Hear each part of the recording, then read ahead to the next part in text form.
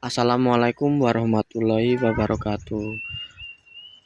Hari ini kita akan mereview bibit kelapa sawit jenis yang ambi yang baru saja kita pindahkan dari polybag kecil ke polybag besar.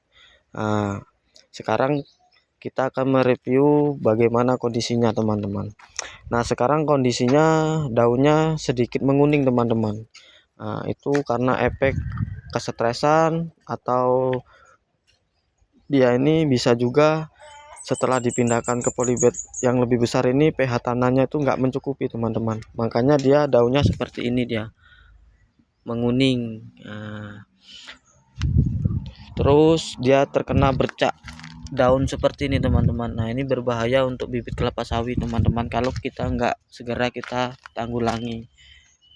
Kayak gitu kan teman-teman, banyak ini teman-teman yang kena seperti itu, seperti bercak daun ini kan banyak teman-teman. Nah, apa saja yang harus kita tangguli, istilahnya kita lakukan terlebih dahulu teman-teman kalau kondisi kelapa sawit kita seperti ini. Yang harus kita lakukan terlebih dahulu yaitu kita harus memperbaiki pH tanah teman-teman. Ini pH tanah seperti ini. Kalau kita gunakan tanah yang seperti ini, pH tanahnya ini rendah teman-teman, yaitu mengakibatkan penyerapan nutrisi terhadap tanaman kelapa sawit itu berkurang. Jadi yang kita lakukan terhadap tanah yang seperti ini pH-nya rendah, yaitu memberi pupuk yang mengandung magnesium yang tinggi seperti dolomit, kiserit teman-teman. Setelah kita memberikan itu, kita langsung memberikan pupuk TSP. Pupuk TSP ini berfungsi untuk merangsang perakaran teman-teman. Kita kan baru memindahkan ini sekitar 10 hari yang lalu. Jadi fungsi pupuk TSP kalau diberikan ke tanaman kelapa sawit supaya merangsang perakaran. Biar perakaran kelapa sawit yang baru kita pindahkan ini berkembang cepat, agar penyerapan nutrisi terhadap kelapa sawit itu terpenuhi dan cepat. Yang kedua, kita berikan pupuk nitrogen teman-teman. Pupuk nitrogen itu yang paling bagus itu urea. Fungsi urea itu apa teman-teman? Fungsi urea itu memperbaiki daun yang menguning seperti ini teman-teman. Nah, apabila kita berikan pupuk urea, daun ini akan menghijau kembali teman-teman. Terus yang ketiga, kita berikan pupuk kalium. Kalium itu bagus untuk batang teman-teman.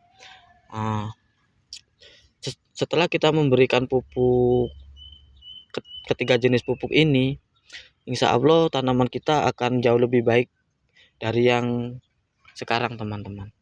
Nah, setelah kita memberikan asupan pupuk teman-teman, terus ada penyakit seperti ini teman-teman, bercak daun teman-teman. Nah, ini yang sering kita jumpai pada pembibitan kelapa sawit teman-teman.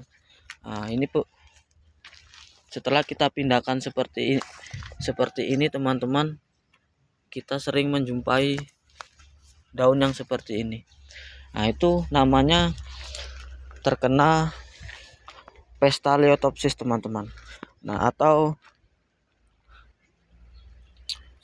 bercak daun. Kayak gitu teman-teman. Bagaimana kita mengatasinya teman-teman?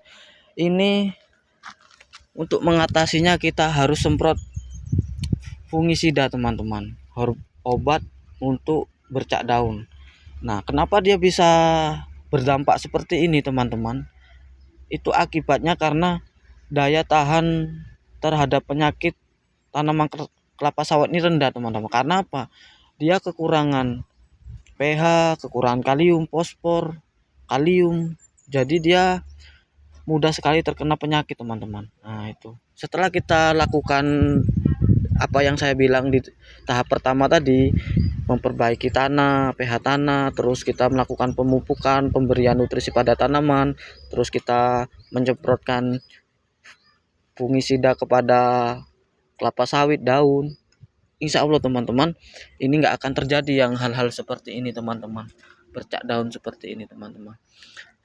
Oke, itu saja teman-teman review dari saya.